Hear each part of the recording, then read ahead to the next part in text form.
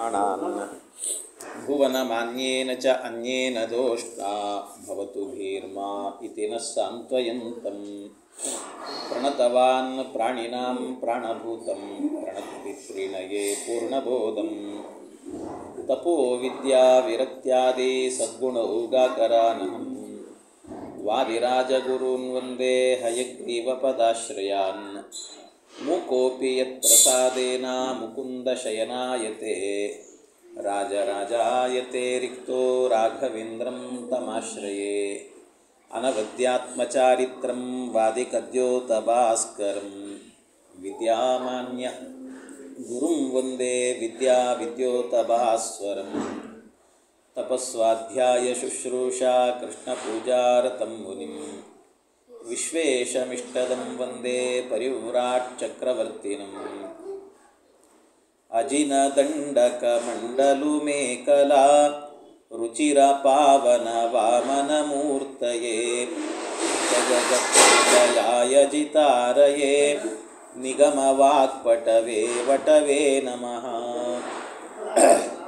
ಶ್ರೀ ಗುರುಭ್ಯೋ ನಮಃ. ಹರಿ ಓಂ ಹರಿ ಓಂ ಹರಿ ಓಂ.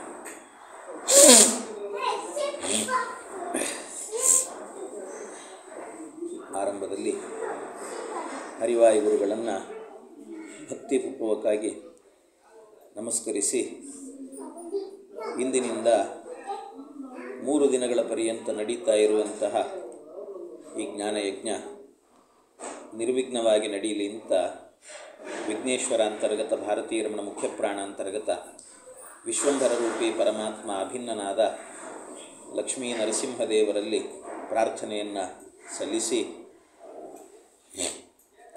ಈ 3 ದಿನಗಳ ಕಾಲದಲ್ಲಿ ಉಪನಯನದ ಅಂಗವಾಗಿ ಮಾಡಲೇಬೇಕಾಗಿರುವಂಥ ಕರ್ತವ್ಯಗಳ ಬಗ್ಗೆ ಕೆಲವು ವಿಷಯಗಳನ್ನು ನಿರೂಪಣೆ ಮಾಡುವ ಪ್ರಯತ್ನ ಮಾಡುತ್ತಾರೆ.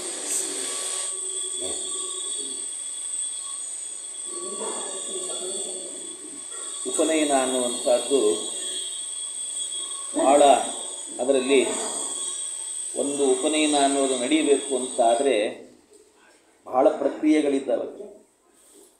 ಮೊದಲು ತಂದೆಯಾದವನಿಗೆ ಉಪನಯನ ಶಬ್ದದ ಅರ್ಥ ಗೊತ್ತಿರಬೇಕು.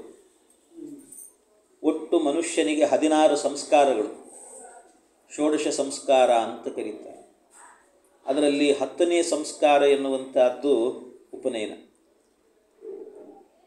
ಆಮೇಲೆ ಉಪನಯನ ಅನ್ನುವಂಥದ್ದು ಇವತ್ತು ಹೇಗಾಗಿದೆ ಅಂದರೆ ಅದು ಒಂದು ಪ್ರಕ್ರಿಯೆ, ಅದನ್ನೊಂದು ಸಂಭ್ರಮಿಸಲಿಕ್ಕೆ ಇರುವಂಥದ್ದು, ಏನೋ ಒಂದು ಎಂಜಾಯ್ ಮಾಡಲಿಕ್ಕೆ ಅಂತ ಒಂದು ಫಂಕ್ಷನ್ ಮಾಡೋದು ಅಂತ ಅನ್ನೋ ಸ್ಥಿತಿಗೆ ಬಂದಿದೆ. ಆದರೆ ಉಪನಯನ ಅನ್ನುವ ಸಂಸ್ಕಾರ ಅದಕ್ಕೋಸ್ಕರ ಇರುವಂಥದ್ದಲ್ಲ. ಉಪನಯನ ಸಂಸ್ಕಾರ ಎನ್ನುವಂಥದ್ದು ಬಹಳ ದೊಡ್ಡ ಸಂಸ್ಕಾರ. ಇದು ತಂದೆಗೆ ಒಂದು ದೊಡ್ಡ ಯೋಗ ಅಂತ ಅರ್ಥ. ತಂದೆ ಸ್ಥಾನದಲ್ಲಿರುವಂಥವನಿಗೆ ದೇವರು ಕೊಟ್ಟ ಯೋಗ ಅಂತ. ಯಾಕೆ ಅಂದರೆ ತಾನು ಮಗನಿಗೆ ಗಾಯತ್ರಿ ಮಂತ್ರದ ಉಪದೇಶವನ್ನು ಮಾಡುವಂಥ ಯೋಗ, ಪರಂಪರೆಯನ್ನು ಮುಂದುವರಿಸುವಂಥ ಯೋಗ. ಆದ್ದರಿಂದ ಬಹಳ ದೊಡ್ಡ ಯೋಗ. ಆದ್ದರಿಂದ ಇದನ್ನು ಬಹಳ ಶ್ರದ್ಧೆಯಿಂದ ಮಾಡಬೇಕಾಗಿರುವಂಥದ್ದು. ಹೊರತಾಗಿ ಉಪನಯನ ಅಂದರೆ ಎಂಜಲು ಮುಸುರೆ ಇಲ್ಲದಂತೆ ಕಂಡ ಪದಾರ್ಥಗಳನ್ನು ತಿಂದ್ಕೊಂಡು ಟೇಬಲ್ ಊಟಗಳನ್ನು ಮಾಡಿಕೊಂಡು ಅಸಖ್ಯವಾದ ರೀತಿಯಲ್ಲಿ ಉಪನಯನ ಅನ್ನುವ ಸಂಸ್ಕಾರ ಆಗಬಾರದು. ಆ ಸಂಸ್ಕಾರ ಅನ್ನುವಂಥದ್ದು ಬ್ರಾಹ್ಮಣನಿಗೆ ವಿಹಿತವಾದ ರೀತಿಯಲ್ಲಿ ಆಗಬೇಕು. ಬ್ರಾಹ್ಮಣನಿಗೆ ವಿಹಿತವಾದ ರೀತಿಯಲ್ಲಿ ಅವನು ಏನು ಕ್ರಮ ಇದೆಯೋ ಅದಕ್ಕೋಸ್ಕರವೇ. ಯಾಕೆ ಅಂದರೆ ಉಪನಯನ ಸಂಸ್ಕಾರ ಅನ್ನೋದು ಇರೋದು ಯಾಕೆ ಅಂದರೆ ಅವನು ಮುಂದೆ ವೇದಾಧ್ಯಯನವನ್ನು ಮಾಡಬೇಕು. ವೇದಾಧ್ಯಯನವನ್ನು ಮಾಡಲಿಕ್ಕೋಸ್ಕರವಾಗಿ ಮಾಡೋದು. ಒಂದು ಶಾಲೆಗೆ ಒಬ್ಬ ಮಗುವಿಗೆ ಅಡ್ಮಿಷನ್ ಸಿಗಬೇಕು ಅಂದರೆ ಫೀಸ್ ಕಟ್ಟಬೇಕು. ಅದಕ್ಕೆ ಫೀಸ್ ಕಟ್ಟಿದರೆ ಅಲ್ಲಿ ಅಡ್ಮಿಷನ್ ಸಿಗುತ್ತೆ. ಹಾಗೆ ವೇದದ ಅಧ್ಯಯನ ಮಾಡಬೇಕು ಅಂದರೆ ಇಲ್ಲಿ ಫೀಸ್ ಅಲ್ಲ, ಉಪನಯನ ಬೇಕು. ಉಪನಯನ ಎನ್ನುವಂಥದ್ದು ಇದ್ದರೆ ಮಾತ್ರ ಅದು ಅಧ್ಯಯನ ಮಾಡಲಿಕ್ಕೆ ಒಂದು ಅರ್ಹತೆ ಎನ್ನುವಂಥದ್ದು ಬರುತ್ತೆ. ಹೀಗೆ ಈ ಉಪನಯನ ಅನ್ನುವಂಥದ್ದು ಒಂದು ವಿಶಿಷ್ಟವಾದಂಥ ಒಂದು ಕರ್ಮ. ಈ ಉಪನಯನದ ಒಳಗಡೆ ಅನೇಕ, ಇದರಲ್ಲಿ ಮೊದಲಿಗೆ ಆರಂಭದಿಂದ ಹಿಡ್ಕೊಂಡು ಸಂಕ್ಷೇಪವಾಗಿ ಒಂದು ವಿಷಯವನ್ನು ಹೇಳುತ್ತೆ. ಮೊದಲಿಗೆ ಮಾಡಬೇಕಾಗಿರುವಂಥದ್ದು ಒಂದು ಮಂಗಲ ಸ್ನಾನವನ್ನು ಮಾಡಬೇಕು. ಬೆಳಗಿನ ಜಾವದಲ್ಲಿ ಎದ್ದಾಗ ಶುದ್ಧವಾಗಿ ಒಂದು ಮಂಗಲ ಸ್ನಾನ. ಆ ಮಗುವಿಗೆ ತಾಯಿಯಾದವಳು, ಹಿರಿಯರು, ಮುತ್ತೈದೆಯರೆಲ್ಲರೂ ಕೂಡ ಸೇರಿಕೊಂಡು ತಲೆಗೆ ಎಣ್ಣೆಯನ್ನು ಹಚ್ಚಿ, ಎಣ್ಣೆಯಿಂದಾಗಿ ತಲೆ ಎನ್ನುವುದು ಒದ್ದೆ ಆಗಿರಬೇಕು, ಒಳ್ಳೆ ಹಣ್ಣಿನಂತೆ. ತೀರಾ ಅದನ್ನು ಮಸಾಜ್ ಮಾಡ್ತೇವೆ ಅಂತ ಹೊಡೆದು ಬಡದು ಮಾಡಬಾರ್ದು. ಅದನ್ನು ಮಾಡದೇನೆ ಹಿತವಾಗಿ ಇರುವಂತೆ ಆ ತಲೆಗೆ ಎಣ್ಣೆ ಹಚ್ಚುವಾಗಲೇ ಆ ಕೂಸಿಗೆ ಒಂದು ಅನುಭವ ಬರಬೇಕು. ಇವತ್ತು ನನಗೇನೋ ಒಂದು ಸಂಸ್ಕಾರ ಮಾಡುತ್ತಾ ಇದ್ದಾರೆ ಅಂತ ಆ ಕೂಸಿನಲ್ಲಿ ಒಂದು ಮನೋಭಾವ ಹುಟ್ಟಬೇಕು. ಆ ರೀತಿಯ ಒಂದು ಎಣ್ಣೆಯನ್ನು ಹಚ್ಚಿ ಒಂದು ಎಣ್ಣೆ ಶಾಸ್ತ್ರ ಅಂತ ಮಾಡಬೇಕು. ಇದನ್ನೆಲ್ಲ ಮಾಡಿ ನಂತರದಲ್ಲಿ ಮಾಡಬೇಕಾದ ಕರ್ತವ್ಯ ಅಂದರೆ, ಅವತ್ತಿನ ತಂದೆ ತನ್ನ ಕರ್ತವ್ಯಗಳನ್ನು, ದೇವರ ಪೂಜೆ, ಸಂಧ್ಯಾವಂದನೆ, ನಿತ್ಯ ಕರ್ಮವನ್ನು ಮುಗಿಸಿಕೊಂಡು ಅನಂತರದಲ್ಲಿ ಪುರೋಹಿತರನ್ನು ಮುಂದೆ ಮಾಡಿಕೊಂಡು ಪುಣ್ಯಾಹವಾಚನ ಅನ್ನುವಂಥ ಸಂಸ್ಕಾರವನ್ನು ನಡೆಸಬೇಕು. ಪುಣ್ಯಾಹವಾಚನ ಆದ ನಂತರ ಅದರಲ್ಲೇನೆ ಪಿತೃದೇವತೆಗಳ ಅನುಗ್ರಹ ಇಲ್ಲದೇನೆ ಏನೂ ಮಾಡುವಂತೆ ಇಲ್ಲ. ಆದ್ದರಿಂದ ಪಿತೃಗಳನ್ನು ಕರೆದು ಕೂಡಿಸಿ ಅವರ ಸನ್ನಿಧಾನದಲ್ಲೇನೆ ಈ ಎಲ್ಲ ಸಂಸ್ಕಾರಗಳು ಕೂಡ ನಡೀಬೇಕು. ಅದಕ್ಕೋಸ್ಕರ ನಾಂದಿ ಅನ್ನುವಂಥ ಒಂದು ಪ್ರಕ್ರಿಯೆಯನ್ನು ನಡೆಸಬೇಕು. ನಾಂದಿ ಪ್ರಕ್ರಿಯೆ ಆದ ನಂತರ ಮುಂದೆ ಮಾಡಬೇಕಾಗಿರುವಂಥದ್ದು ವಟುವಿಗೆ ಒಂದು ಮಾತೃಭೋಜನ ಅಂತ ಮಾಡಬೇಕು. ತಾಯಿ ವಾತ್ಸಲ್ಯದಿಂದಾಗಿ ಮಗುವಿಗೆ ಕೊನೆಯ ಬಾರಿ ತಾನು ತಿನ್ನಿಸುವಂಥದ್ದು. ಕೊನೆಯ ಬಾರಿ ನಂತರದ ದಿನಗಳಲ್ಲಿ ಮರುದಿವಸದಿಂದಲೇ ಅವತ್ತೇ ಮಧ್ಯಾಹ್ನದ ಹೊತ್ತಿನಿಂದಲೂ ಕೂಡ ತಾಯಿ ತಿನ್ನಿಸುವ ಹಾಗೆ ಇಲ್ಲ. ತಾಯಿ ನಾನು ನಿನಗೆ ಬಾಯಿ ತುತ್ತಿಡ್ತೇನೆ, ಕೈ ತುತ್ತು ಹಾಕ್ತೇನೆ ಅಂತ ಹಾಕುವ ಹಾಗಿಲ್ಲ. ಮಗನೂ ಕೇಳುವಂತೆ ಇಲ್ಲ. ಮಗ ತಾನೇ ಖುದ್ದಾಗಿ ಅದನ್ನು ಪರಿಷೇಕ ಇತ್ಯಾದಿಗಳನ್ನು ಮಾಡಿ ಅವತ್ತಿನ ದಿವಸಕ್ಕೆ ಹೇಗೆ ಅಂದರೆ ಯಜ್ಞ ಅನ್ನುವ ಮನೋಭಾವದಿಂದಾಗಿ ಆವತ್ತಿನಿಂದ ಸನ್ನದ್ಧನಾಗಿ ಊಟಾದಿಗಳನ್ನೆಲ್ಲವನ್ನು ಕೂಡ ಮಾಡಬೇಕು. ಆವತ್ತಿನಿಂದಲೂ ಕೂಡ ಎಂಜಲು ಗಿಂಜಲು ತಿನ್ನಬಾರ್ದು. ಮತ್ತೆ ಯಾವ ಎಂಜಲನ್ನು ಕೂಡ ಮುಟ್ಟುವ ಹಾಗಿಲ್ಲ. ಯಾರದ್ದು ಅಣ್ಣ ತಮ್ಮ ಆಗಿರಬಹುದು, ಅಮ್ಮ ಅಪ್ಪ ಆಗಿರಬಹುದು, ಯಾರ ಎಂಜಲನ್ನು ಕೂಡ ತಿನ್ನುವ ಹಾಗಿಲ್ಲ. ಯಾರ ಎಂಜಲನ್ನು ಕೂಡ ತಿನ್ನದಂತೇನೆ ಶುದ್ಧವಾಗಿ ಇರುವಂತಹದ್ದು. ಹೀಗೆ ಆವತ್ತೊಂದು ದಿವಸ ಮಾತೃಭೋಜನ, ತಾಯಿ ತನ್ನ ವಾತ್ಸಲ್ಯದಿಂದ ತಿನ್ನಿಸ್ಲಿಕ್ಕೆ ಒಂದು ಯೋಗ ಇದು. ಅದಾದ ನಂತರ ಮಾಡಬೇಕಾಗಿರುವಂತಹದ್ದು ವಪನ ಸಂಸ್ಕಾರ ಎನ್ನುವಂತಹದ್ದು. ಆವತ್ತಿನ ದಿವಸ ಗೋಪಾದದಷ್ಟು ತಲೆಯ ಮೇಲೆ ಜುಟ್ಟನ್ನು ಬಿಟ್ಟು ಅವನಿಗೆ ಒಂದು ಸಂಸ್ಕಾರವನ್ನು ಮಾಡಬೇಕು. ಆ ಸಂಸ್ಕಾರವನ್ನು ಮಾಡಿ ಜಾತಕರ್ಮ ಅಂತ ಒಂದಿದೆ. ಜಾತಕರ್ಮ ಅನ್ನುವಂಥದ್ದು ಅದನ್ನು ಆರಂಭದಲ್ಲೇನೆ ಮೊದಲೇನೆ ಮಂತ್ರಪೂರ್ವಕವಾಗಿ ಅವನಿಗೆ ಚೌಲವನ್ನು ಮಾಡಿಸಿದ್ರು ಅಂತಾದರೆ, ಚೌಲವನ್ನು ಮಾಡಿಸಬೇಕಾದ್ರೇ ಆರಂಭದಲ್ಲೇನೆ ಮೊದಲ ಚೌಲವನ್ನು ಹೋಮ ಹವನ ಇತ್ಯಾದಿ ಮಂತ್ರಪೂರ್ವಕವಾಗಿ ಮಾಡಿದ್ದರು ಅಂದರೆ ಮತ್ತೆ ಮಾಡಬೇಕು ಅಂತಿಲ್ಲ. ಚೌಲ, ಆ ಚೌಲ ಅನ್ನುವಂಥದ್ದು ಅಂದರೆ ಒಂದು ದರ್ಬೆಯನ್ನು ಹಿಡಿದು ಕತ್ತರಿಸಿ ಅದನ್ನೇ ಕೂದಲು ಅಂತ ಮಾಡ್ತಾರೆ. ಅದನ್ನು ತಂದೆಯಾದವನು ಮಾಡಲಿಕ್ಕಿರ್ತದೆ ಸಂಸ್ಕಾರ ಅನ್ನೋದು. ಕತ್ತಿಯನ್ನೆಲ್ಲ ಮಸುದು ಅದನ್ನು ಹಾಲು ಮೊಸರು ಇವುಗಳಿಂದಾಗಿ ಅವನ ತಲೆ ಎನ್ನುವಂಥದ್ದನ್ನು ಒದ್ದೆ ಮಾಡಬೇಕು ಅಂತಾದರೆ ಇಂಥದ್ದನ್ನು ಬೆಣ್ಣೆಯನ್ನು ತೆಗೆದುಕೊಂಡು ಒದ್ದೆ ಮಾಡಬೇಕು. ಬೆಣ್ಣೆಯನ್ನು ಹಚ್ಚಿದಂಥದ್ದು, ಅದಕ್ಕೆ ಹೊರತಾಗಿ ಇವತ್ತಿನ ಸಿಗುವಂಥ ಶಾಂಪೂ ಗಿಂಪು ಅಂತ ಏನೇನೋ ಸಿಗ್ತಿರ್ತಾವೆ ಅಂಥದ್ದನ್ನೆಲ್ಲ ಹಚ್ಚಿ ಮಾಡಬಾರ್ದು. ಬೆಣ್ಣೆಯಿಂದಾಗಿ ಅವನ ತಲೆಯ ಕೂದಲನ್ನೆಲ್ಲವನ್ನು ಕೂಡ ತೆಗಿಬೇಕು. ತೆಗೆದು ಅವನಿಗೆ ಒಂದು ಗೋಪಾದದಷ್ಟು ಒಂದು ಜುಟ್ಟನ್ನು ಬಿಡಬೇಕು. ಅನಂತರದಲ್ಲಿ ಅವನಿಗೆ ಈ ವಪನ ಸಂಸ್ಕಾರ ಆದ ನಂತರ ಅವನಿಗೆ ಯಜ್ಞೋಪವೀತವನ್ನು ಧಾರಣೆ ಮಾಡುವಂಥ ಒಂದು ವಿಧಿ ಬರ್ತದೆ. ಯಜ್ಞೋಪವೀತ ಧಾರಣೆ, ಉಪವೀತಿ ಧಾರಣ ವಿಧಿ ಅಂತ ಹೇಳ್ತಾರೆ. ಆಗ ಅವನಿಗೇನಾಗಿರಬೇಕು ಅಂದರೆ ಅರಿಶಿಣ ಬಣ್ಣದ ಬಟ್ಟೆಯನ್ನು ಅವನಿಗೆ ಉಡಿಸಬೇಕು. ಅರಿಶಿಣ ಬಣ್ಣದ ಬಟ್ಟೆ, ಆ ಅರಿಶಿಣ ಬಣ್ಣದನ್ನು ಅದು ಆದಷ್ಟು ಏನಂತಾರೆ, ಈ ಸಂಸ್ಕಾರ ಅನ್ನುವಂಥದ್ದೇ ವೈರಾಗ್ಯದ ಸಂಸ್ಕಾರ ಆದ್ದರಿಂದಾಗಿ ಎಷ್ಟು ಕಾಟನ್ ಬಟ್ಟೆ ಆಗುತ್ತೋ ಅಷ್ಟು ಒಳ್ಳೆ ರೀತಿಯಲ್ಲಿ ಯೂಸ್ ಮಾಡಿ ಅದನ್ನು ಅರಿಶಿಣದಲ್ಲಿ ಅದ್ದಿ ಅದನ್ನೆಲ್ಲ ಸಂಸ್ಕಾರವನ್ನು ಮಾಡಿ ಅದನ್ನು ಉಡಿಸಬೇಕು. ಇದು ಒಂದು. ಇದಾದ ನಂತರ ಆಮೇಲೆ ಉಪನಯನದ ಹೋಮ ಅಂತ ಒಂದಿರುತ್ತೆ, ಆ ಹೋಮವನ್ನು ಮಾಡಲಿಕ್ಕಿದೆ. ಆಮೇಲೆ ಒಂದು ಅವಕ್ಷಾರಣೆ ಅಂತ ಇರುತ್ತೆ, ಅವಕ್ಷಾರಣೆಯನ್ನು ಮಾಡಬೇಕು. ಆಮೇಲೆ ಅಗ್ನಿಕಾರ್ಯ ಅನ್ನುವಂಥದ್ದು, ಅಗ್ನಿಕಾರ್ಯ ಯಾವತ್ತಿನಿಂದಲೂ ಕೂಡ ಇರುವಂಥದ್ದು. ಆಮೇಲೆ ಗಾಯತ್ರಿ ಮಂತ್ರದ ಉಪದೇಶ ಅಂತ, ಅದೊಂದು ದೊಡ್ಡ ಸಂಸ್ಕಾರ ಅವತ್ತು. ಹಾಗಾಗಿ ಈ ಗಾಯತ್ರಿ ಮಂತ್ರದ ಉಪದೇಶ, ಆಮೇಲೆ ಆ ಉಪದೇಶ ಆದ ನಂತರ ಅವನ ಕೈಗೆ ದಂಡ ಮತ್ತು ಕೆಲವೆಲ್ಲ ಕೊಡಲಿಕ್ಕಿರ್ತದೆ. ಅಜಿನ, ದಂಡ, ಕಮಂಡಲು ಅಂತೆಲ್ಲ. ಅದರಲ್ಲಿ ಮುಖ್ಯವಾದದ್ದು ದಂಡ. ಆ ದಂಡವನ್ನು ಕೊಡಬೇಕು ಅವನಿಗೆ.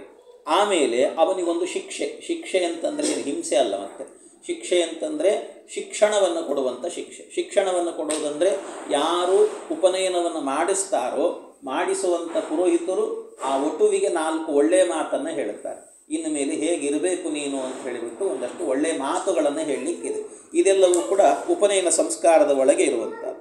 ಇದು ಆದ ನಂತರ ಮುಂದೆ ಮಾಡಬೇಕಾಗಿರುವಂತಹದ್ದು ಅಂದರೆ ಭಿಕ್ಷೆ ಅಂತ ಇರ್ತದೆ. ಆ ಭಿಕ್ಷೆಯನ್ನು ಕೇಳಬೇಕು ಅವತ್ತಿನ ದಿವಸ. ಭಿಕ್ಷೆಯನ್ನು ತಾಯಿಯಿಂದ ಹಿಡ್ಕೊಂಡು ಎಲ್ಲರ ಕೈಯಿಂದಲೂ ಕೂಡ ಭಿಕ್ಷೆಯನ್ನು ಹಾಕಿಸಿಕೊಳ್ಳೋದು ಅಂತ.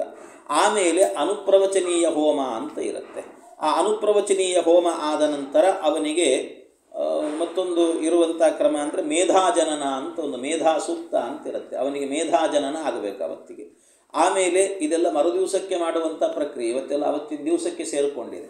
ಆಮೇಲೆ ಅವನಿಗೆ ಮಾಡಬೇಕಾಗಿರುವಂಥ ಮತ್ತೊಂದು ಕರ್ತವ್ಯ ಅಂದರೆ ಅವನಿಗೊಂದು ಈ ಮೌಂಜಿ ಬಂಧನ ಅಂತ ಹೇಳ್ತಾರೆ. ಮೌಂಜಿ ಅಂತಂದರೆ ಒಂದು ದರ್ಬೆಯಿಂದಾಗಿ ಅವನ ಸೊಂಟಕ್ಕೆ ಸುತ್ತಿ ಮಾಡುವ ಉಡದಾರದಂತೆ ಕಟ್ಟುವಂಥದ್ದು. ಅದನ್ನು ಮುಂಜ ಅನ್ನುವಂಥ ಹುಲ್ಲು ಅಂತ ಅದಕ್ಕೆ ಕರ್ತಾರೆ. ಮುಂಜ ಅಂತ ಆ ಹುಲ್ಲಿನ ಹೆಸರು.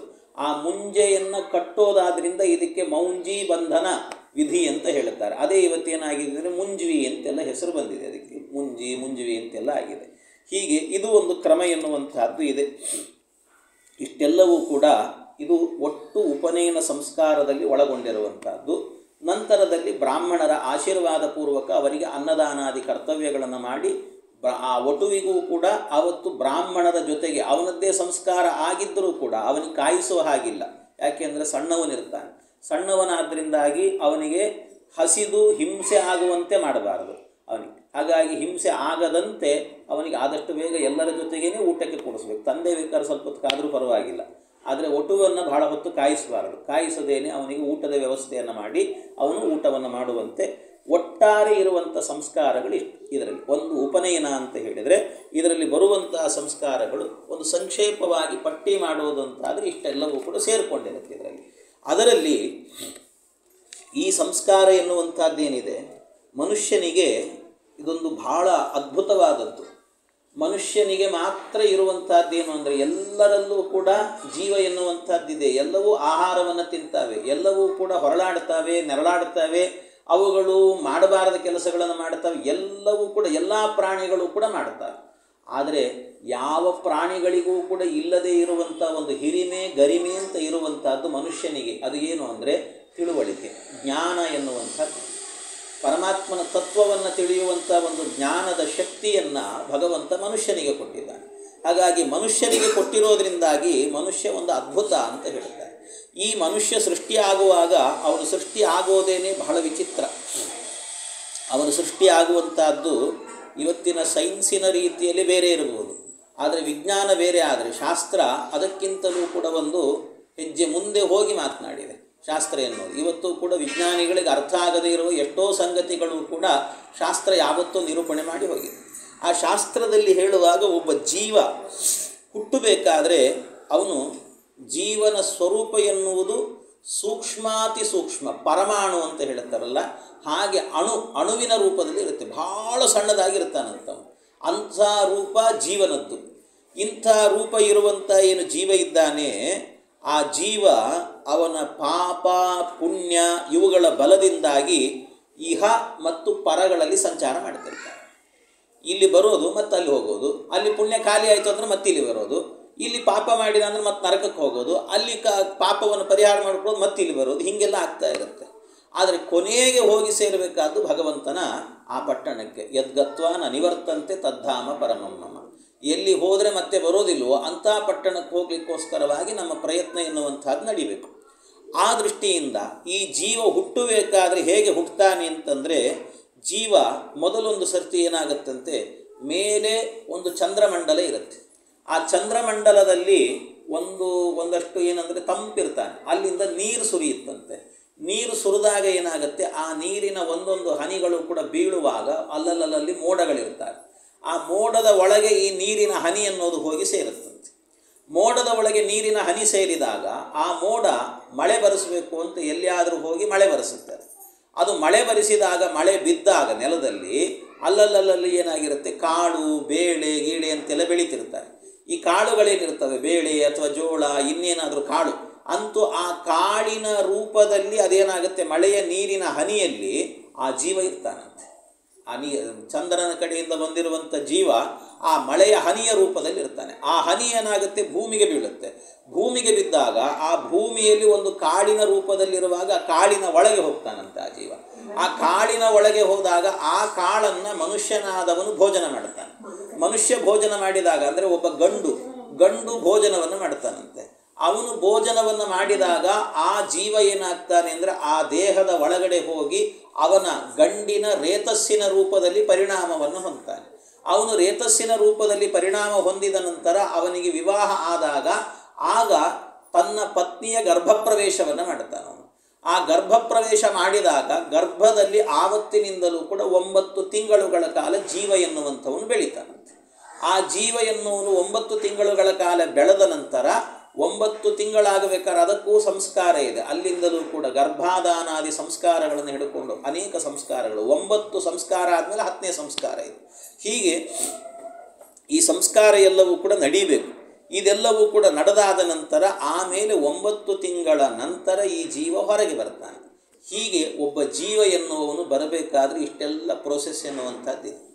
ಅದರಲ್ಲೂ ಕೂಡ ಆ ಜೀವ ಏನಾದರೂ ಕೂಡ ಬಿದ್ದಾಗ ನೀರಿನ ಹನಿಯ ರೂಪದಲ್ಲಿ ಬಿದ್ದವನೇನಾದರೂ ಕಾಳಿನ ರೂಪದಲ್ಲಿ ಹೋದ, ಆ ಕಾಳು ಒಂದು ಗಂಡಿನ ದೇಹಕ್ಕೆ ಹೋದರೆ ಮಾತ್ರ ಜೀವನ ಸೃಷ್ಟಿ ಆಗುತ್ತೆ.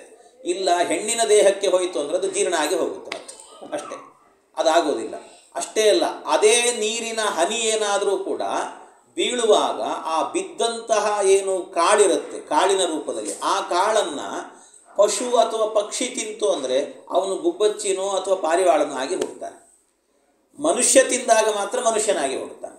ಇನ್ನು ಅದೇ ಏನಾದರೂ ಕೂಡ ಒಂದು ವೇಳೆ ಆ ಜೀವ ಎನ್ನುವವನು ನೀರಿನ ಹನಿಯ ರೂಪದಲ್ಲಿ ಬೀಳಬೇಕಾದ್ರೆ ಆ ನೀರಿನ ಹನಿ ಎನ್ನುವಂಥದ್ದು ಎಲ್ಲಿಯಾದರೂ ಸಮುದ್ರದಲ್ಲೋ ಅಥವಾ ನದಿಯ ಮೇಲೋ ಬಿತ್ತು ಅಂತಾದರೆ ಅಲ್ಲಿ ಇರುವಂಥ ಜಲಚರ ಪ್ರಾಣಿಗಳಾಗಿ ಹುಟ್ಟುತ್ತಾನಂತಂದರೆ ಮೀನು, ಮೊಸಳೆ, ಇನ್ನೊಂದು ಮತ್ತೊಂದಾಗಿ ಅಲ್ಲಿ ಹುಟ್ಟುತ್ತಾನಂತೆ ಜೀವ. ಹೀಗೆ ಅಂದರೆ ಆ ಜೀವ ಮನುಷ್ಯನಾಗೇ ಹುಟ್ಟಬೇಕು ಅಂತ ಆದರೆ ಅವನಿಗೊಂದು ಯೋಗ ಬೇಕಷ್ಟೆ. ಆ ಒಂದು ಕಾಳು ಯಾರೋ ಒಬ್ಬನ ದೇಹಕ್ಕೆ ಹೋಗಬೇಕು, ಆ ದೇಹ ರೇತಸ್ಸಾಗಿ ಪರಿಣಾಮವನ್ನು ಹೊಂದಬೇಕು, ಗರ್ಭಪ್ರವೇಶ ಮಾಡಬೇಕು, ಅದರಿಂದ ಒಂದು ಜೀವ ಬರಬೇಕಷ್ಟೆ. ಅಷ್ಟು ಬರಬೇಕು ಅಂದರೆ ಸುಮ್ಮನೆ ಅಲ್ಲ, ಅದೆಲ್ಲವೂ ಕೂಡ ಬಹಳ ಅದಕ್ಕೆಲ್ಲ ಎಷ್ಟೋ ಜನ್ಮದ ಯೋಗ ಬೇಕು ಅಂತ ಹೇಳ್ತಾರೆ. ಆ ಯೋಗ ಇದ್ದರೆ ಮಾತ್ರ ಈ ಮನುಷ್ಯನಾಗಿ ಹುಟ್ಟುತ್ತಾನೆ, ಇಲ್ಲದಿದ್ದರೆ ಹುಟ್ಟೋದಿಲ್ಲ. ಅದರಿಂದ ಮನುಷ್ಯ ಜನ್ಮ ಎನ್ನುವಂಥದ್ದು ಬಂದಾಗ ಅದನ್ನು ಸಾರ್ಥಕ ಮಾಡಿಕೊಳ್ಳಬೇಕು ಅಂತ ಅದಕ್ಕೋಸ್ಕರವಾಗಿ ಮನುಜನಾಗಿ ಜನಿಸಿದ ಮೇಲೆ ಅದರ ಹಿಂದೆ ಒಂದು ದೈವೀ ಶಕ್ತಿಯ ಕಾರುಣ್ಯ ಎನ್ನುವಂಥದ್ದು ನಮ್ಮ ಮೇಲಿದೆ. ಆ ಭಗವಂತನ ಅನುಗ್ರಹದಿಂದ ನಾವು ಇದರಲ್ಲಿ ಹುಟ್ಟಿದ್ದೇವೆ ಅಂತ ತಿಳ್ಕೊಳ್ಬೇಕು.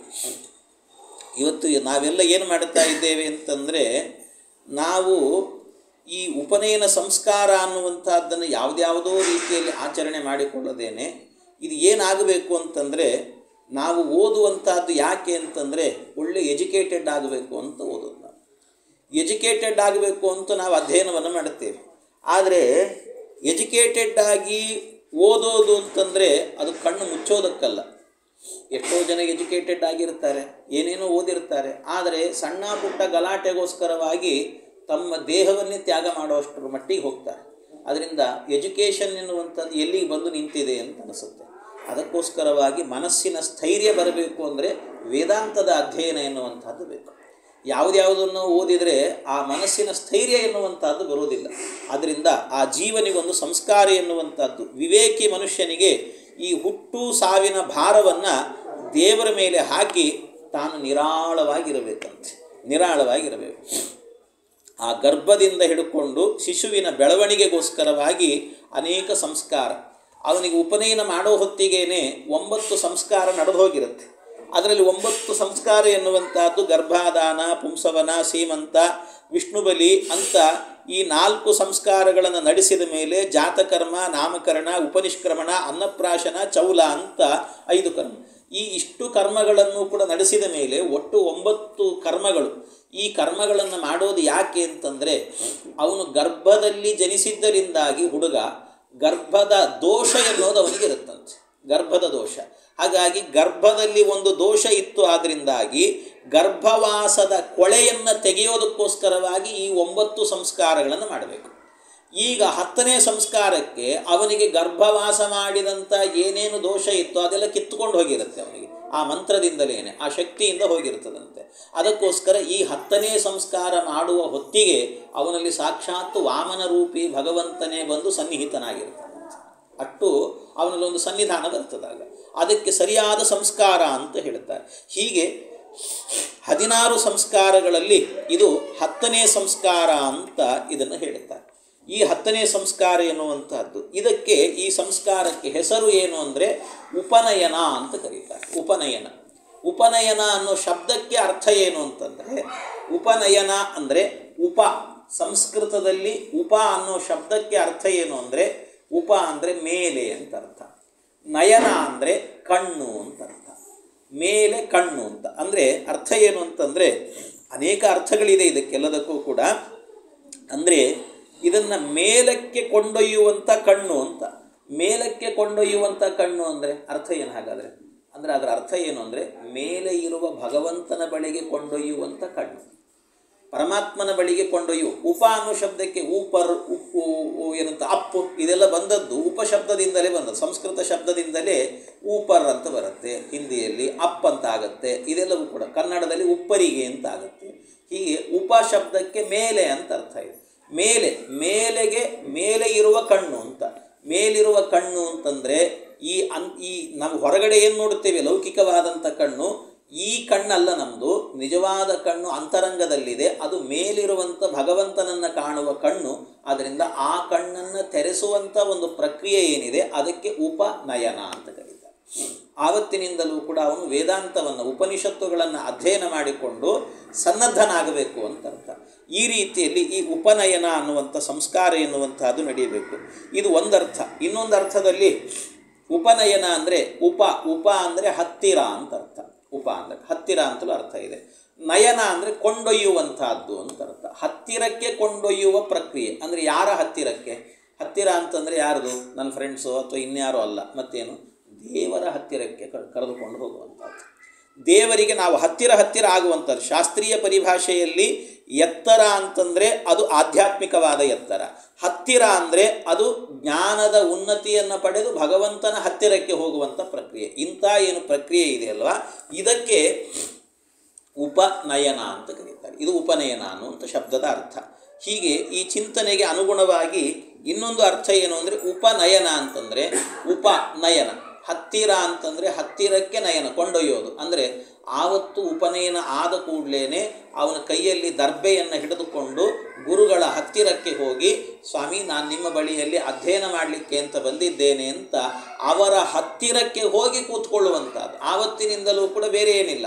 ಅವನು ಅಧ್ಯಯನ ಮಾಡಬೇಕಾಗಿರುವಂತಹದ್ದು ಅಂದರೆ ವೇದ, ಉಪನಿಷತ್ತುಗಳು, ಸಂಸ್ಕೃತ ಸಾಹಿತ್ಯ ಇವುಗಳನ್ನು ಅಧ್ಯಯನ ಮಾಡಬೇಕು, ತತ್ವಶಾಸ್ತ್ರವನ್ನು ಅಧ್ಯಯನ ಮಾಡಬೇಕು.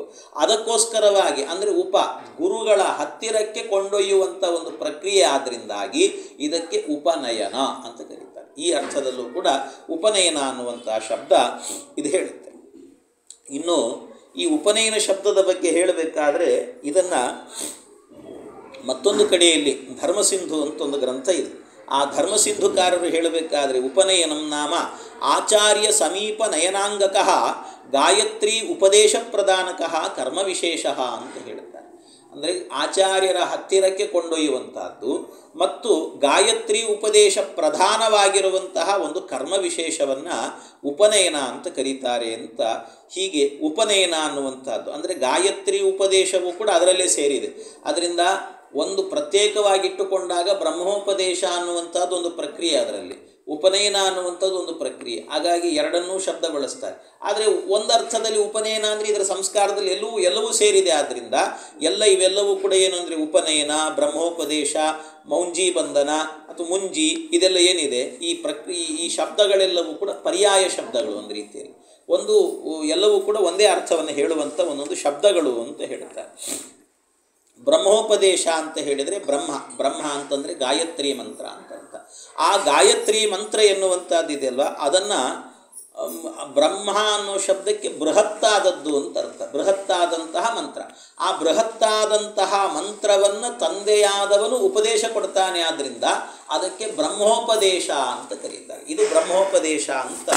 ಹೀಗೆ ಆ ಬ್ರಹ್ಮೋಪದೇಶಕ್ಕೆ ಇರುವಂತಹ ಹೆಸರು ಅಂತ ಇದನ್ನು ಹೇಳಿದ್ದಾರೆ.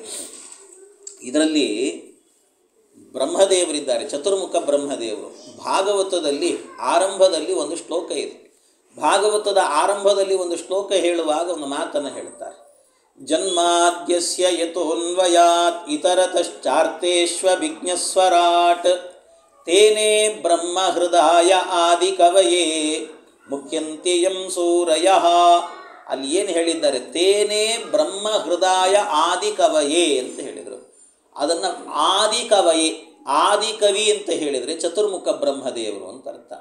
ಅವನಿಗೆ ತೇನೇ ಬ್ರಹ್ಮ, ಬ್ರಹ್ಮ ಅಂದರೆ ಗಾಯತ್ರಿ ಮಂತ್ರ ಅಂತ ಅರ್ಥ. ಬ್ರಹ್ಮ ಅಂದರೆ ಗಾಯತ್ರಿ ಮಂತ್ರ. ಈಗ ಹೇಳಿದ ಬ್ರಹ್ಮೋಪದೇಶ ಅಂದರೆ ಅರ್ಥ ಏನು? ಬ್ರಹ್ಮ ಅಂದರೆ ಗಾಯತ್ರಿ ಮಂತ್ರ, ಅದರ ಉಪದೇಶವನ್ನು ಮಾಡುವಂಥದ್ದು ಬ್ರಹ್ಮೋಪದೇಶ ಅಂತ ಕರಿತೀವಿ. ಹಾಗೆ ತೇನೇ ಬ್ರಹ್ಮ, ಬ್ರಹ್ಮ ಅಂತಂದರೆ ಗಾಯತ್ರಿ ಮಂತ್ರ.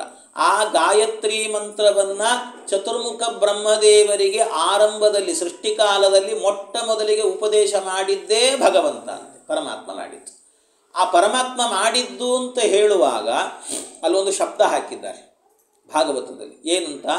ತೇನೇ ಬ್ರಹ್ಮ ಹೃದಯ ಆದಿಕವಯೇ ಅಂತ ಹೇಳ್ತಾರೆ. ಹೃದಯ ಅಂತ ಹೇಳಿದರು ಅಂದರೆ ಭಗವಂತ ಉಪದೇಶ ಮಾಡಿದಂತೆ. ಹೇಗೆ ಉಪದೇಶ ಮಾಡಿದ ಅಂತ ಕೇಳಿದರೆ ಹೃದಯ ಅಂತ ಹೇಳ್ತಾರೆ. ಹೃದಯ ಅಂತಂದರೆ ಸ್ನೇಹಪೂರ್ವಕವಾಗಿ ಅಂತ ಅರ್ಥ, ಪ್ರೀತಿಯಿಂದ ಅಂತ ಅರ್ಥ. ಅಂದರೆ ಕೆಲವರು ಪಾಠ ಮಾಡ್ತಿರ್ತಾರೆ, ನನಗೆ ಸಂಬಳ ಕೊಡ್ತಾರೆ ತಿಂಗಳಾದರೆ ನಾನು ಪಾಠ ಮಾಡಬೇಕಷ್ಟೆ, ಇವನು ಓದ್ತಾನೆ ಹಾಳಾಗಿ ಹೋಗ್ಲಿ ತೊಗೊಂಡು ನಾನೇನು ಮಾಡಲಿ ಅಂತ ಇರ್ತದೆ. ಆದರೆ ಇದು ಹಾಗಲ್ಲ. ಈ ಉಪದೇಶ ಎನ್ನುವಂಥದ್ದು ಇದೆಯಲ್ಲ ಹೃದಯ ಅಂದರೆ ತಂದೆಯಾದವನು ಮಾಡಬೇಕಾದ್ರೆ ನಾನು ಈ ಮಂತ್ರವನ್ನು ಉಪದೇಶ ಮಾಡೋದರಿಂದ ಮುಂದೆ ಮಗನಾದವನು ಒಳ್ಳೆ ಸಂಸ್ಕಾರವನ್ನು ಪಡೆದು ಒಳ್ಳೆ ವೇದಾಂತಗಳ ಅಧ್ಯಯನ ಮಾಡುವಂಥ ವ್ಯಕ್ತಿತ್ವ ಇವನಿಗೆ ಬರಬೇಕು ಅನ್ನುವ ಪ್ರೀತಿ ಅದರಲ್ಲಿ ತುಂಬಿರಬೇಕಂತೆ. ಉಪದೇಶ ಮಾಡುವವನಿಗೆ ಬೇಕಾಗಿರುವಂಥದ್ದು ಇದೆಲ್ಲವೂ ಕೂಡ ತಂದೆಯಾದವನಿಗೆ ಈ ಪ್ರೀತಿ ಎನ್ನುವಂಥದ್ದು ಇರಬೇಕು. ನಾನು ಮಾಡಿದ ಉಪದೇಶದಿಂದಾಗಿ ಈ ಮಗು ಒಳ್ಳೆ ರೀತಿಯ ಸಂಸ್ಕಾರವನ್ನು ಪಡೀಲಿ, ಇವನಿಗೊಂದು ಒಳ್ಳೆಯ ಅಧ್ಯಯನ ಎನ್ನುವಂಥದ್ದು ಸಿಗಲಿ ಅಂತ ಆ ಭಾವ ಇಟ್ಟುಕೊಳ್ಬೇಕಂತೆ. ಆ ಭಾವದಿಂದಾಗಿ ಅವನಿಗೆ ಉಪನಯನವನ್ನು ಮಾಡಬೇಕು ಅಂತ ಹೇಳ್ತಾರೆ. ತಂದೆಗೆ ಇದೊಂದು ಯೋಗ ಅಂತ ಹೇಳಿದೆ ನಾನಾಗಲೇ. ತಂದೆಗೆ ಯೋಗ ಯಾಕೆ ಅಂತ ಹೇಳಿದರೆ ಉಪನಿಷತ್ತು ಹೇಳಬೇಕಾದ್ರೆ ಅರಣ್ಯೋರ್ನಿಹಿತೋ ಜಾತವೇದಾಹ ಮಾತು ಹೇಳುತ್ತದೆ. ಜಾತವೇದಾಹ ಗರ್ಭ ಇವ ಸುಕೃತೋ ಗರ್ಭಿಣೀ ಸ್ವಪಿತು ಪಿತಾ ಸತ್. ಈ ಮಂತ್ರ ಹೇಳುತ್ತದೆ. ಉಪನಿಷತ್ತು ಹೇಳಬೇಕಾದ್ರೆ ಅರಣ್ಯೋರ್ನಿಹಿತೋ ಜಾತವೇದಾಹ, ಈ ಅರಣಿ ಮಥನವನ್ನು ಮಾಡಿದಾಗ ಅಲ್ಲಿ ಬೆಂಕಿ ಹುಟ್ಟುತ್ತದೆ. ಜಾತವೇದ ಬೆಂಕಿ ಹುಟ್ಟುತ್ತದಂತೆ ಅರಣಿ ಮಥನವನ್ನು ಮಾಡಿದಾಗ. ಆ ಅರಣಿ ಮಥನವನ್ನು ಮಾಡಿದಾಗ ಜಾತವೇದ ಹುಟ್ಟುತ್ತಲ್ಲ, ಆ ಮಥನ ಮಾಡುವಾಗ ಮಾಡ್ತಿರ್ತಾರಲ್ಲ ಪುರೋಹಿತರು, ಅವ್ರು ಕೇಳಬೇಕು ಯಾವಾಗಪ್ಪ ಹುಟ್ಟುತ್ತದೆ ಬೆಂಕಿ, ಯಾವಾಗ ಒಂದು ಸಣ್ಣ ಕಣ ಬಂದರೆ ಸಾಕು ಅಂತ. ಅಂದರೆ ಅದರ ಬಗ್ಗೆ ಅಷ್ಟು ಉತ್ಸಾಹ ಇರ್ತದಂತೆ. ಆಗ ಜಾತವೇದಾಹ ನಿಹಿತಃ ಅಂದರೆ ಜಾತವೇದ ಅಂದರೆ ಅಗ್ನಿಸ್ವರೂಪದಲ್ಲಿರುವಂತಹ ಸಾಕ್ಷಾತ್ ಭಗವಂತನೇ ಅಲ್ಲಿ ಬರ್ತಾನಂತೆ. ಪರಮಾತ್ಮ ಅಗ್ನಿಯ ರೂಪದಲ್ಲಿ ಪ್ರಕಟಗೊಳ್ತಾನಂತೆ. ಹೇಗೆ ಅಂತಂದರೆ ಅದು ಗರ್ಭ ಇವ ಸುಕೃತೋ ಗರ್ಭಿಣೀ ಅಂತ. ಒಬ್ಬ ತಾಯಿ ಆದವಳು ತಾನು ಗರ್ಭಿಣಿಯಾದಾಗ ಅವಳಿಗೇನಿರುತ್ತೆ ಅಂದರೆ ಮಗುವನ್ನು ಪಡಿಬೇಕು ಅನ್ನುವಾಗ 9 ತಿಂಗಳ ತನಕಲೂ ಕೂಡ ಅದಕ್ಕೋಸ್ಕರ ಕಾತುರತೆಯಿಂದ ಕಾದಿರ್ತಾಳಂತೆ. ಅವಳಿಗೆ ಕಾತುರತೆಯಿಂದ ಕಾದಾಗ 9 ತಿಂಗಳಾದ ಮೇಲೆ ಪ್ರಸವ ಆದ ಕೂಡಲೇ ಆ ಪ್ರಸವ ವೇದನೆ ಎಷ್ಟಿದ್ದರೂ ಕೂಡ ಒಮ್ಮೆ ಆ ಮಗುವಿನ ಮುಖ ನೋಡಿದ ಕೂಡಲೇ ಆಹಾ ಭಗವಂತ ಏನು ಅದ್ಭುತವನ್ನು ಕೊಟ್ಟಿದ್ದೀಯಲ್ಲೋ ಅಂತ ಅನಿಸಿ ಅದನ್ನು ಮರ್ತೇ ಬಿಡ್ತಾಳಂತೆ. ಆ ಪ್ರಸವ ವೇದನೆಯನ್ನು ಮರೀತಾಳಂತೆ. ಅಂಥದ್ದು. ಹಾಗಾಗಿ ಒಮ್ಮೆ ಆ ಮಗುವಿನ ಮುಖ ನೋಡಿದರೆ ಸಾಕು ಅಂತ ಎಂಥ ಕಾತುರತೆ ಎನ್ನುವಂಥದ್ದು ಇರುತ್ತಲ್ಲ, ಹಾಗೆ ತಂದೆಯಾದವನಿಗೂ ಕೂಡ ಈ ಬ್ರಹ್ಮೋಪದೇಶ ಎನ್ನುವುದು ಅಷ್ಟೇ ಕಾತುರತೆಯಿಂದ ಇರಬೇಕಂತೆ. ಯಾಕೆ ಅಂದರೆ ಇದು ನನಗೆ ನನ್ನ ತಂದೆ ಕೊಟ್ಟಂಥ ಉಪದೇಶ, ಅವರಿಗೆ ಅವರ ತಂದೆ ಕೊಟ್ಟ ಉಪದೇಶ, ಅವರಿಗೆ ಅವರ ತಂದೆ ಕೊಟ್ಟ ಉಪದೇಶ, ಹೀಗೆ ಪರಂಪರಾಗತವಾಗಿ ಬಂದಿರುವಂತಹದ್ದನ್ನು ಇವತ್ತು ನಾನೊಬ್ಬರಿಗೆ ಕೊಡುವಂಥ ಯೋಗ ಬಂದಿದೆಯಲ್ಲ, ಯಾವಾಗ ಕೊಟ್ಟೇನಪ್ಪ ಇವನಿಗೆ ಅಂತ ಆ ಭಾವ ಎನ್ನುವಂತಹದ್ದು ಇರಬೇಕು ಅಂತ ಉಪನಿಷತ್ತು ಇದನ್ನು ವರ್ಣನೆ ಮಾಡುತ್ತೆ. ಹೀಗೆ ಇದನ್ನೆಲ್ಲವನ್ನು ಕೂಡ ತಂದೆಯಾದವನು ಅರ್ಥ ಮಾಡಿಕೊಂಡು ಈ ರೀತಿಯಲ್ಲಿ ಅನುಸಂಧಾನವನ್ನು ಇಟ್ಟುಕೊಂಡು ಅವನಿಗೆ ಈ ಉಪನಯನ ಸಂಸ್ಕಾರವನ್ನು ಮಾಡಬೇಕು ಅಂತ ಹೇಳ್ತಾರೆ. ಇಂಥ ಸಂಸ್ಕಾರ ಎನ್ನುವಂಥದ್ದು ನಡೆಯಬೇಕು. ಈ ಸಾಮಾನ್ಯವಾಗಿ ಹಿಂದೆ ಎಲ್ಲ ಇದ್ದದ್ದು ಹೇಗೆ ಅಂತಂದರೆ ಉಪನಯನ ಸಂಸ್ಕಾರ ಅನ್ನುವಂಥದ್ದು ಪ್ರಾಚೀನ ಕಾಲದಲ್ಲಿ ಸಾಮಾನ್ಯ 3 ದಿನಗಳ ಪರ್ಯಂತ ನಡೀತಾ ಇದ್ದಂಥ ಸಂಸ್ಕಾರ. 3 ದಿನಗಳ ಕಾಲ ನಡೀತಾ ಇತ್ತು.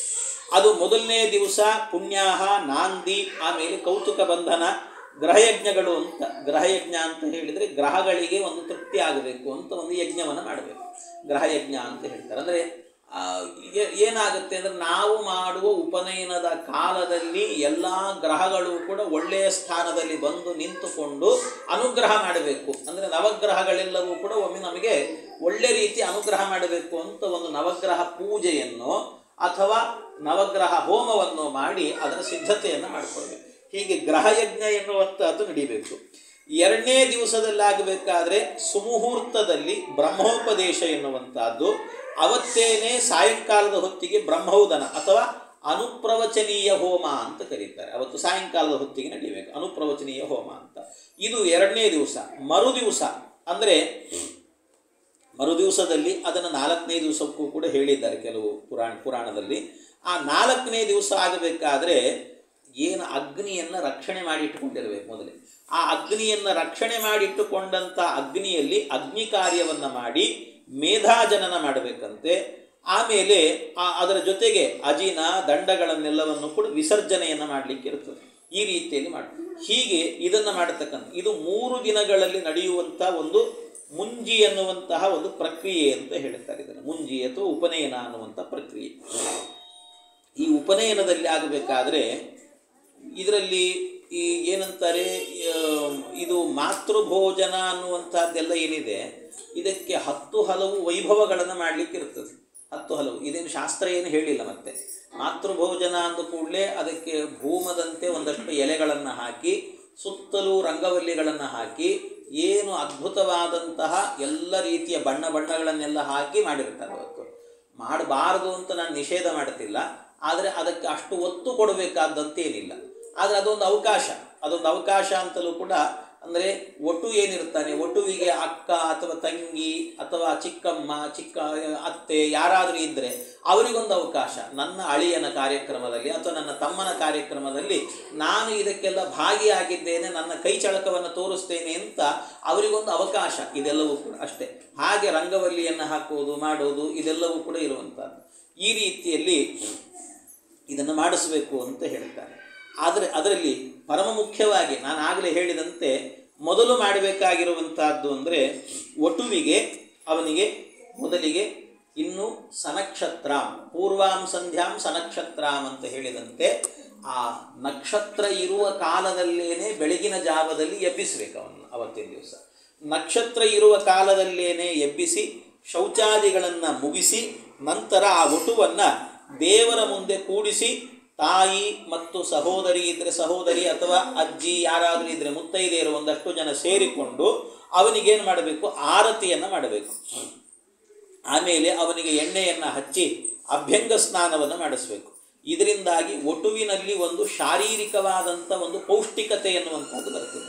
ಅವನು ನಾನು ಸನ್ನದ್ಧನಾಗಿದ್ದೇನೆ ಅಂತ ಆವತ್ತಿನ ದಿವಸ ನನ್ನದ್ದು ಪ್ರಧಾನ ಪಾತ್ರ ಇದೆ ಅಂತ ಆ ವಟುವಿನ ಮನಸ್ಸಿನಲ್ಲಿ ಸ್ಥಿರವಾದ ಒಂದು ಭಾವನೆ ಎನ್ನುವಂಥದ್ದು ಮೂಡುತ್ತೆ. ಮಾನಸಿಕವಾಗಿ ಅವನೊಂದು ಸಿದ್ಧತೆಯನ್ನು ತಗೊಳ್ತಾನಂತೆ, ಸಿದ್ಧವಾಗ್ತಾನಂತೆ. ಅದಕ್ಕೋಸ್ಕರವಾಗಿ ಇದು ಮಾಡತಕ್ಕಂಥ ಪ್ರಕ್ರಿಯೆ ಏನಿದೆಯಲ್ಲ ಇದು ಮಂಗಲ ಸ್ನಾನ ಅಂತ ಕರೀತಾರೆ. ಇಷ್ಟಾದ ನಂತರ ಆಮೇಲೆ ತಂದೆ ಎಲ್ಲ ತನ್ನ ನಿತ್ಯ ಕರ್ಮಗಳನ್ನು ಮುಗಿಸಿದ ಮೇಲೆ ಮಾಡಬೇಕಾದದ್ದು ಪುಣ್ಯಾಹವಾಚನ ಅಂತ. ಆ ಪುಣ್ಯಾಹವಾಚನ ಅನ್ನುವಂಥದ್ದು ಪುರೋಹಿತರಿಂದಾಗಿ ಪುಣ್ಯಾಹ ಮಂತ್ರಗಳನ್ನು ಹೇಳಿ ಅದನ್ನು ಸರ್ವಕರ್ಮಕ್ಕೂ ಕೂಡ ಎಲ್ಲ ಕರ್ಮಕ್ಕೂ ಪುಣ್ಯಾಹವಾಚನೆ ಎನ್ನುವಂಥದ್ದು ಬೇಕು ಎಲ್ಲರೂ. ಹಾಗೆ ಇದಕ್ಕೂ ಕೂಡ ಅದೇನು ಅಂದರೆ ಪುಣ್ಯಾಹವಾಚನ ಅಂತ. ಅಂದರೆ ಅರ್ಥ ಏನು ಅಂದರೆ ಈ ಒಂದು ಭೂಮಿ ಒಳಗಡೆ ಒಂದು ಅಘ ಅಂತ ಒಂದು ಶಕ್ತಿ ಇದೆ ಭೂಮಿಯಲ್ಲಿ. ಆ ಅಘ ಅಂದರೆ ಪಾಪ ಅಂತ ಅರ್ಥ. ಪಾಪದ ಶಕ್ತಿ ಎನ್ನುವಂಥದ್ದು ಉತ್ಪತ್ತಿ ಆಗ್ತಿರ್ತದಂತೆ. ಅಥವಾ ಇನ್ನೊಂದು ಹೇಳ್ತಾರೆ, ಆ ಉತ್ಪತ್ತಿಯಾಗುವ ಶಕ್ತಿಯನ್ನು ನಾಶ ಮಾಡುತ್ತದೆ ಈ ಮಂತ್ರಗಳೆಲ್ಲವೂ. ಇನ್ನೊಂದು ಅರ್ಥದಲ್ಲಿ ಏನು ಅಂದರೆ ಅಘಾಹ ಅಂತ ಹೇಳ್ತಾರೆ. ಅಘಾಹ ಅನ್ನುವಂಥ ಶಕ್ತಿ ಭೂಮಿಯಿಂದ ನಿರಂತರವಾಗಿ ಹೊರಗೆ ಬರ್ತಿರ್ತದಂತೆ. ಅಘಾಹ ಅಂದರೆ ಅಘ ಅಂದರೆ ಪಾಪವನ್ನು ಸುಡುವ ಶಕ್ತಿ ಅಂತ ಅರ್ಥ. ಭೂಮಿಯಿಂದ ಹೊರಗೆ ಬರ್ತಾ ಇರ್ತದಂಥದ್ದು. ಅದು ಯಜ್ಞಾದಿ ಕರ್ಮಗಳ ಶಕ್ತಿಯನ್ನು ಹ್ರಾಸಗೊಳಿಸಲಿಕ್ಕೆ ಅಂತ ಬರ್ತಾ ಇರುವಂಥದ್ದು. ಆ ಯಜ್ಞಾದಿ ಶಕ್ತಿಗಳನ್ನು ಹ್ರಾಸ ಮಾಡಲಿಕ್ಕೆ ಬರ್ತಾ ಇರುವಾಗ ನಾವು ಮಾಡುವ ಪುಣ್ಯಾಹವಾಚನದಿಂದಾಗಿ ಆ ಏನು ಮಂತ್ರಗಳಿಂದಾಗಿ ಅಭಿಮಂತ್ರಿತವಾದ ಜಲ ಇರುತ್ತೆ ಆ ಜಲವನ್ನು ಎಲ್ಲ ಕಡೆಯಲ್ಲೂ ಪ್ರೋಕ್ಷಣೆ ಮಾಡುವಾಗ ಅಪಾನ ಶೋಷಾಚದಗಂ ಅಂತ ಮಂತ್ರವನ್ನು ಹೇಳಿಕೊಂಡು ಅದನ್ನು ಎಲ್ಲ ದಿಕ್ಕಿನಲ್ಲಿ ಎಲ್ಲ ಕಡೆಯಲ್ಲೂ ಪ್ರೋಕ್ಷಣೆ ಮಾಡುವಾಗ ಏನಾಗುತ್ತಂತೆ, ಎಲ್ಲ ಪಾಪಗಳು ಕೂಡ ಅಲ್ಲಿ ಹತ್ತಿರದಲ್ಲಿದ್ದದೆಲ್ಲ ದೂರ ಹೋಗುತ್ತಂತೆ. ಅಂದರೆ ಆ ವಾತಾವರಣ ಎನ್ನುವಂಥದ್ದು ತಿಳಿಯಾಗತ್ತೆ. ತಿಳಿಯಾಗಿ ಆ ಮಾಡುವಂಥ ಏನು ಪ್ರಕ್ರಿಯೆ ಇರುತ್ತೆ ಅದರಲ್ಲಿ ನಾವು ಕರೆಯುವ ದೇವತೆಗಳು ಬರ್ತಾರೆ, ಅವರು ಆಹುತಿ ಸ್ವೀಕಾರ ಮಾಡ್ತಾರೆ. ಕರೆದ ಬ್ರಾಹ್ಮಣರು ಬರ್ತಾರೆ, ಅವರ ಆಹುತಿಯನ್ನು ಸ್ವೀಕಾರ ಮಾಡುತ್ತಾರೆ. ಹೀಗೆ ಆ ಸಂಸ್ಕಾರದಲ್ಲಿ ಒಂದು ನಮ್ಮ ಮನಸ್ಥಿತಿ ಎನ್ನುವಂಥದ್ದು ಸರಿ ಇರಬೇಕು. ಮನಸ್ಥಿತಿ ಎನ್ನುವಂಥದ್ದು ಯಾಕೆ ಅಂದರೆ ನಾನು ಆಗಲೇ ಹೇಳಿದಂತೆ ಅವನಿಗೆ ಅವತ್ತಿನ ದಿವಸ ಮಾಡುವಂತಹದ್ದು ಬ್ರಹ್ಮೋಪದೇಶ. ಅದು ಹೇಗೆ ಮಾಡಬೇಕು ಅಂದರೆ ಹೃದ ಅಂದರೆ ಸ್ನೇಹಪೂರ್ವಕವಾಗಿ ಪ್ರೀತಿಯಿಂದ ಮಾಡಬೇಕಾಗಿರುವಂತಹದ್ದು. ಒಂದು ವೇಳೆ ನಾವು ಪ್ರೀತಿಯಿಂದ ಈ ಉಪದೇಶವನ್ನು ಮಾಡಲಿಲ್ಲ ಅಂತಾದರೆ ಆಗೇನಾಗುತ್ತಂತೆ, ಅದು ಅವನಿಗೆ ಹತ್ತೋದೇ ಇಲ್ಲ ಅಂತ, ಆ ವೇದವೇ ಅವನ ತಲೆಗೆ ಹೋಗೋದಿಲ್ಲ. ಅದರಿಂದ ಅವನಿಗೆ ಮುಂದಿನ ಅಧ್ಯಯನಕ್ಕೆ ಕುಂಠಿತ ಭಾವ ಬರುತ್ತೆ. ಅದಕ್ಕೋಸ್ಕರ ಆವತ್ತಿನ ದಿವಸ ಏನೇ ಸಮಸ್ಯೆಗಳಿದ್ದರೂ ಕೂಡ ಬಹಳ ತಲೆಗೆ ಹಾಕ್ಕೊಳ್ಬಾರ್ದು. ಬೆಳಿಗ್ಗೆ ಯಾರೋ ಬಂದಿರ್ತಾರೆ, ಅವ್ರಿಗೆ ಫಲಹಾರ ಆಗಲಿಲ್ಲ, ಅಯ್ಯೋ ಅವ್ರು ಬೇಜಾರು ಮಾಡಿಕೊಂಡ್ರು ಅಂತ ಅದನ್ನೇ ತಲೆಯಲ್ಲಿ ಯೋಚನೆ ಮಾಡೋದು. ಮಧ್ಯಾಹ್ನ ಅಡಿಗೆ ಆದರೂ ಹೀಗಾಗದೇ ಇರಲಿ ಅಂತ ಅದನ್ನು ತಲೆಯಲ್ಲಿ ಯೋಚನೆ ಮಾಡೋದು. ಇದನ್ನೆಲ್ಲ ಬಿಟ್ಟುಬಿಡಬೇಕು ಆವತ್ತೊಂದು ದಿವಸ. ಮುಖ್ಯವಾಗಿ ಆ ಮಗುವಿಗೆ ಕೊಡಬೇಕಾದ ಸಂಸ್ಕಾರವೇ ಮುಖ್ಯ ಅಂತ ತಿಳಿಯಬೇಕು. ಆ ಪುತ್ರನಿಗೆ ಕೊಡಬೇಕಾದ ಸಂಸ್ಕಾರ, ಆ ಸಂಸ್ಕಾರವನ್ನು ಕೊಡಬೇಕು ಅನ್ನೋ ಉದ್ದೇಶ ಇಟ್ಟುಕೊಂಡು ಕನಿಷ್ಠ ತಲೆಯಲ್ಲಿ ಇಷ್ಟು ಯೋಚನೆ ಬಂದರೂ ಕೂಡ ಆ ಉಪದೇಶ ಮಾಡುವ ಹೊತ್ತಿಗಾದರೂ ಕೂಡ ಈ ಯಾವ ಯೋಚನೆಗಳು ಕೂಡ ಇಲ್ಲದಂತೆ ಶುದ್ಧ ಮನಸ್ಸಿನಿಂದ ದೇವರೇ ಏನಂ ಉದ್ಧಾರ, ಇವನನ್ನು ಉದ್ಧಾರ ಮಾಡಬೇಕು ಅನ್ನುವ ಭಾವದಿಂದಾಗಿ ಉಪದೇಶವನ್ನು ಮಾಡಬೇಕು. ಇದನ್ನೆಲ್ಲ ಬೇರೆ ಬೇರೆ ಯೋಚನೆಗಳನ್ನೆಲ್ಲವನ್ನು ಕೂಡ ಬಿಟ್ಟು ಬಿಡಬೇಕು ಅಂತ ಹೇಳ್ತಾರೆ.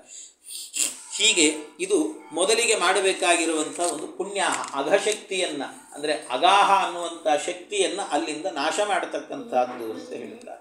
ನಂತರದಲ್ಲಿ ಮಾಡಬೇಕಾಗಿರುವಂಥ ಪ್ರಕ್ರಿಯೆ ಅಂತ ಹೇಳಿದರೆ ನಾಂದಿ ಪ್ರಕ್ರಿಯೆ ಅಂತ, ನಾಂದಿ ಸಮಾರಾಧನೆ ಅಂತ ಹೇಳ್ತಾರೆ.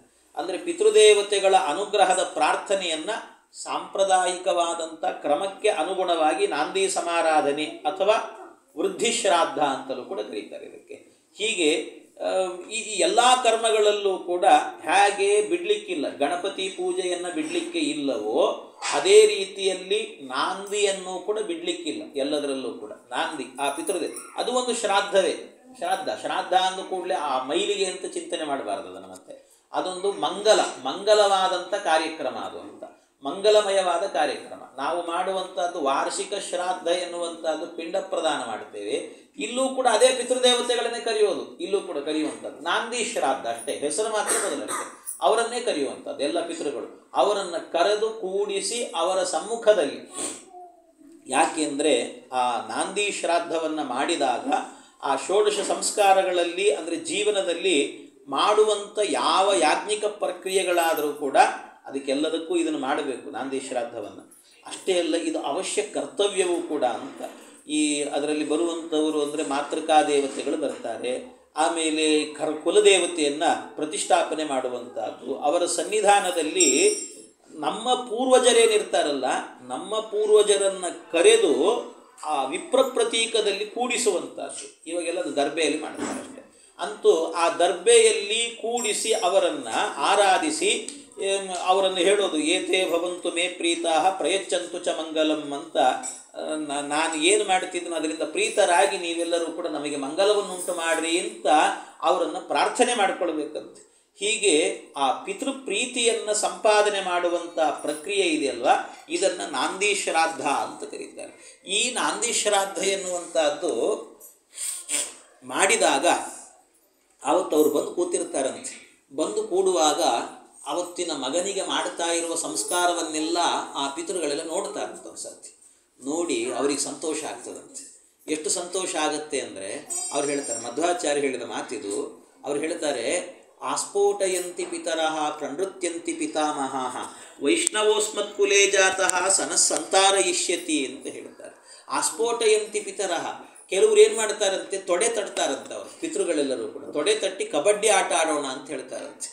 ಅಷ್ಟೇ ಅಲ್ಲ, ಪ್ರಣೃತ್ಯಂತಿ ಪಿತಾಮಹ, ಪಿತಾಮಹರೆಲ್ಲರೂ ಕೂಡ ಒಂದು ಸರ್ತಿ ನಮಗೆ ಸಂತೋಷ ತಡಿಲಿಕ್ಕಾಗ್ತಾ ಇಲ್ಲ ಅಂತ ನರ್ತನೆ ಮಾಡ್ತಾರಂತೆ, ಭರತನಾಟ್ಯವನ್ನು ಮಾಡ್ತಾರಂತೆ ಅವರೆಲ್ಲರೂ ಕೂಡ. ಯಾಕೆ ಅಂತಂದರೆ ವೈಷ್ಣವೋಸ್ಮತ್ ಕುಲೇ ಜಾತಃ, ನಮ್ಮ ಕುಲದಲ್ಲಿ ಇವತ್ತೊಬ್ಬ ವೈಷ್ಣವ ಹುಟ್ಟುತ್ತಾ ಇದ್ದಾನೆ, ಆ ವೈಷ್ಣವನಿಗೊಂದು ಸಂಸ್ಕಾರ ನಡೀತಾ ಇದೆ, ಅದರಿಂದ ಮುಂದೆ ಇವನು ನಮ್ಮ ಕುಲದಲ್ಲಿರುವವರಿಗೆಲ್ಲರಿಗೂ ಕೂಡ ನಿತ್ಯದಲ್ಲೂ ಕೂಡ ತರ್ಪಣಾದಿಗಳನ್ನು ಕೊಟ್ಟು ನಮ್ಮನ್ನು ಉದ್ಧಾರ ಮಾಡ್ತಾನೆ, ಗಂಗಾದಿ ತೀರ್ಥಕ್ಷೇತ್ರಕ್ಕೆ ಹೋಗ್ತಾನೆ, ಗಂಗೆಯಲ್ಲಿ ತರ್ಪಣವನ್ನು ಕೊಡ್ತಾನೆ. ಹೀಗೆ ಸಂತೋಷವನ್ನು ಪಟ್ಟು ಅವರೆಲ್ಲ ನಲಿತಾ ಹೋಗ್ತಾರಂತೆ ಹೋಗಬೇಕಾದ್ರೆ ಪಿತೃದೇವತೆಗಳೆಲ್ಲರೂ ಕೂಡ.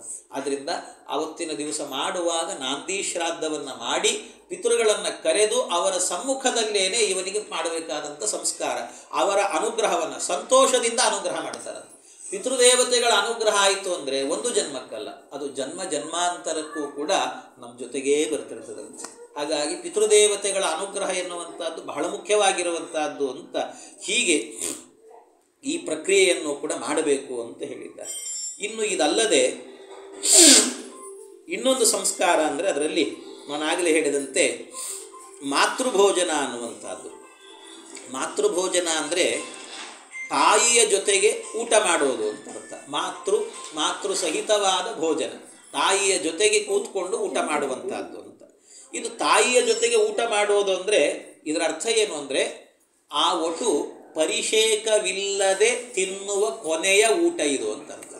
ಪರಿಷೇಕ ಇಲ್ಲದಂತೆ ತಾನು ತಿನ್ನುವಂಥದ್ದು ಕೊನೆಯಲ್ಲಿದು, ಆಮೇಲೆ ಏನು ತಿನ್ಲಿಕ್ಕೆ ಹೋದರೂ ಕೂಡ ಅದು ಪರಿಷೇಕ ಮಾಡ್ಕೊಂಡು ತಿನ್ನಬೇಕಷ್ಟೆ. ಹಾಗೆ ಆ ರೀತಿಯಲ್ಲಿ ಇದು ಕೊನೆಯದಾಗಿ ತಿನ್ನುವಂಥ ಒಂದು ಊಟ ಅಂತ.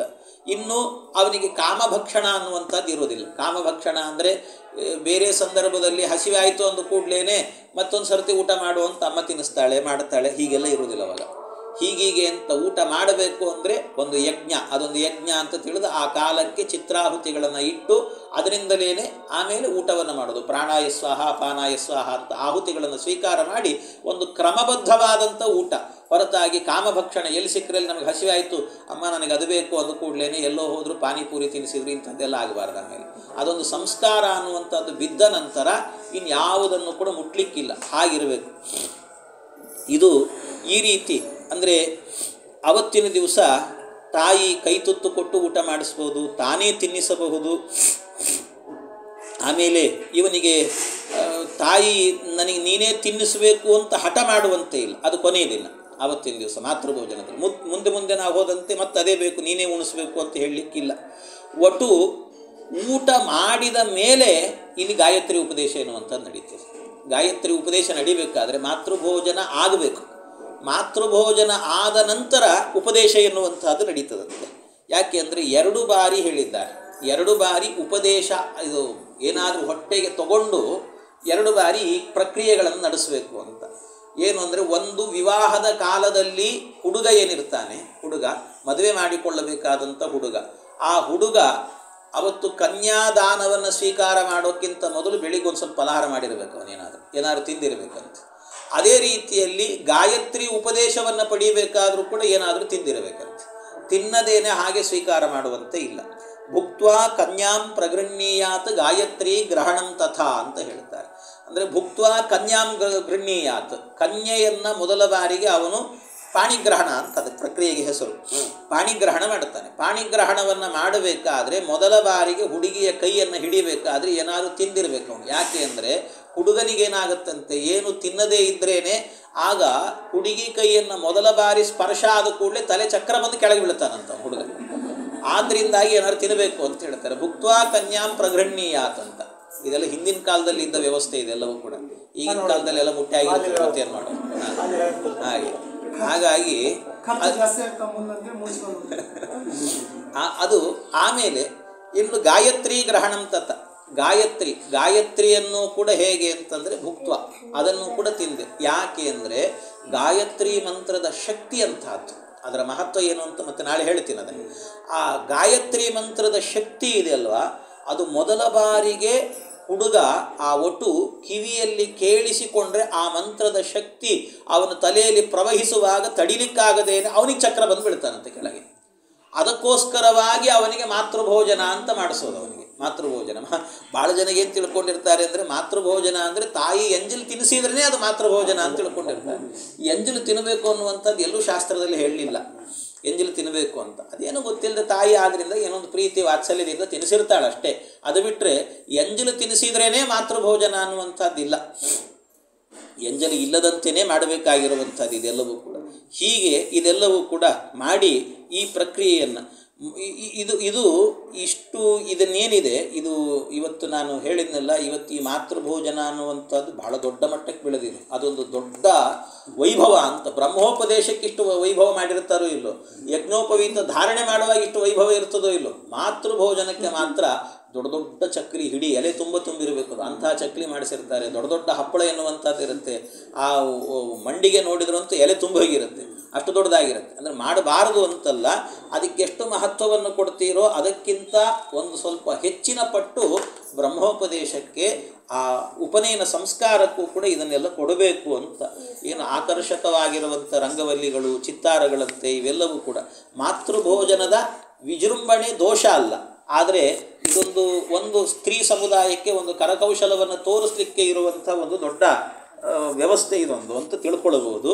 ಹಾಗಾಗಿ ಅದನ್ನು ಮಾಡಲಿಕ್ಕೆ ತಪ್ಪಿಲ್ಲ. ಆದರೆ ಅದರಿಂದಾಗಿ ಉಳಿದ ಪ್ರಕ್ರಿಯೆ ಎನ್ನುವಂಥದ್ದು ಗೌಣ ಆಗಬಾರ್ದು. ಗೌಣ ಅಂದರೆ ಅದು ಕಡಿಮೆ ಅಂತ ಆಗಬಾರ್ದು.